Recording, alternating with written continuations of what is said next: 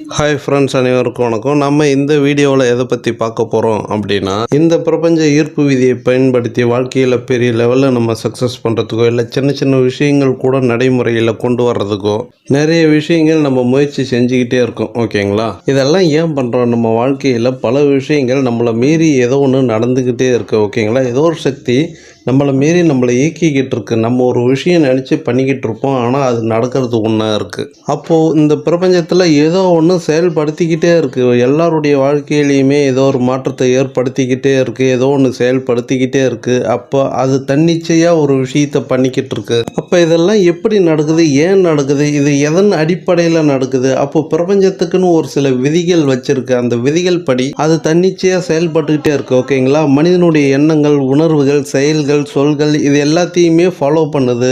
அதற்கு எந்த மாதிரியான விளைவுகள் கொடுக்க வேண்டும் அப்படிங்கிற ஒரு விஷயத்தில் ரொம்ப தெளிவாக பிரபஞ்சம் செயல்பட்டுக்கிட்டு இருக்கு. இந்த பிரபஞ்ச விதிகள் முக்கியமாக எதை அடிப்படையில் செயல்படுது அப்படின்னு பார்த்தோம் அப்படின்னா, முக்கியமாக உணர்வுகள் அடிப்படையில் தான் அது செயல்பட்டுக்கிட்டு இருக்கு.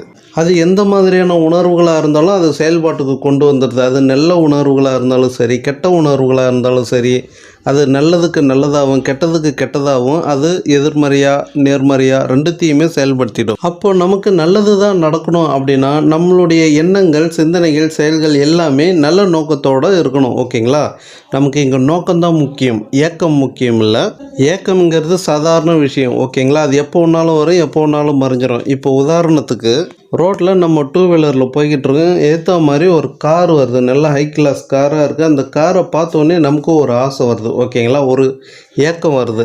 நாமளும் அந்த மாதிரி ஒரு காரில் வரணும், போகணும் அப்படின்னு ஆசை வருது அப்படின்னா அது ஏக்கம். அது எப்போ வேணாலும் வரும். ஓகேங்களா? அது உடனே கூட மறைஞ்சிரும். இந்த மாதிரி பல விஷயங்கள், அடுத்தவங்கள பார்த்து நம்ம ஆசைப்படுற அனைத்து விஷயங்களையுமே அது ஒரு ஏக்கம்தான். இப்படி ஏக்கத்துக்காக நம்ம பிரபஞ்சத்துக்கிட்ட ஒரு விஷயத்தை கேட்குறோம் அப்படின்னா நிச்சயமாக அது நடக்காது. ஓகேங்களா? ஏன்னா அதுக்கு பெருசாக ஃபீலிங் இருக்காது, பெருசாக ஃபியூச்சர் இருக்காது, பெருசாக நோக்கமும் இருக்காது. அந்த எண்ணங்களுக்கு பெருசாக எந்த ஒரு நோக்கமும் இருக்காது. திடீர்னு தோன்றி இருக்கும், திடீர்னு இன்னொரு மகிழ்ச்சி வரும்போது நம்ம அந்த ஏக்கம் அப்படியே கூட மறைஞ்சிரும். ஓகேங்களா? இல்லாமல் கூட போகும். அப்போது நம்ம இந்த பிரபஞ்சத்துக்கிட்ட கேட்டு நம்ம பெறக்கூடிய விஷயங்கள் ஏக்கத்தோடு இருக்கக்கூடாது, நோக்கத்தோடு இருக்கணும்.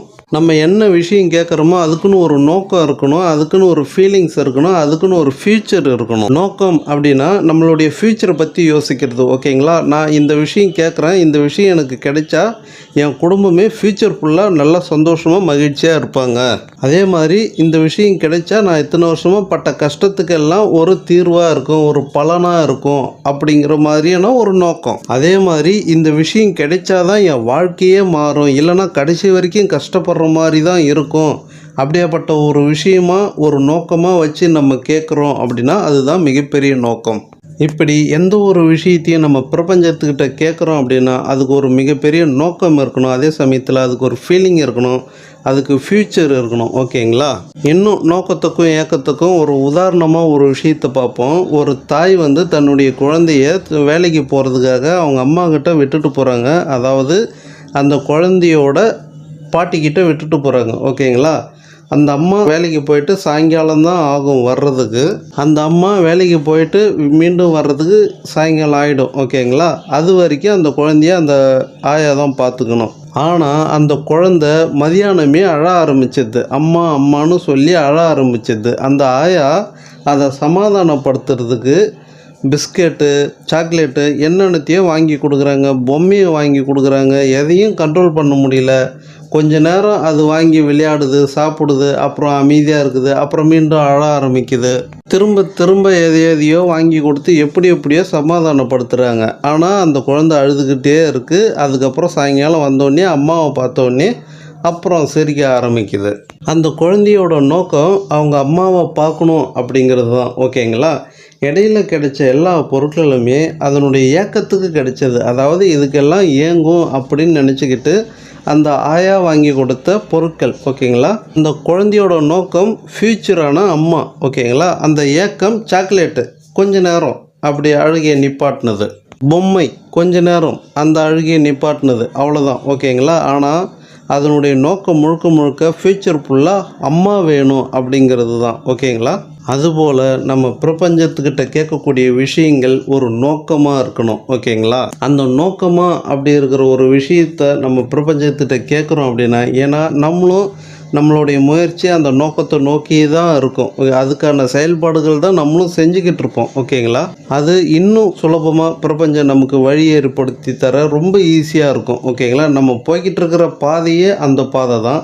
அப்போது நம்ம பிரபஞ்சம் அந்த நோக்கம் நிறைவேறுற மாதிரி கேட்குறோம் அப்படின்னா ரொம்ப ஈஸியாக அந்த பிரபஞ்சம் நமக்கு அந்த சூழ்நிலையை ஏற்படுத்தி கொடுத்துரும். சரி, ஓகே ஃப்ரெண்ட்ஸ், கடைசியாக நான் என்ன சொல்ல வரேன் அப்படின்னா, நம்ம எந்த ஒரு விஷயமா இருந்தாலும் இந்த பிரபஞ்சத்துக்கிட்ட ஒரு நோக்கத்தோடு கேட்கணும்.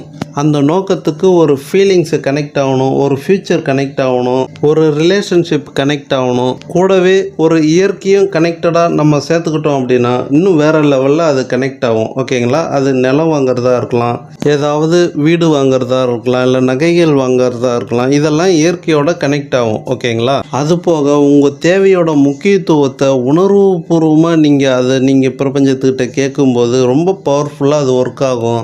அந்த ஃபீலிங்ஸ், உணர்வு மொழி, இந்த பிரபஞ்ச மொழியே உணர்வு மொழி தான். எந்த ஒரு பாஷையும் இல்லாமல், எந்த ஒரு மொழியும் இல்லாமல், எந்த ஒரு வார்த்தையும் இல்லாமல் உணர்வுபூர்வமாக ஒரு விஷயத்தை, அதாவது விசுவலேஷன் பண்ணுறோம் இல்லையா, அதெல்லாம் மொழி இல்லாதது.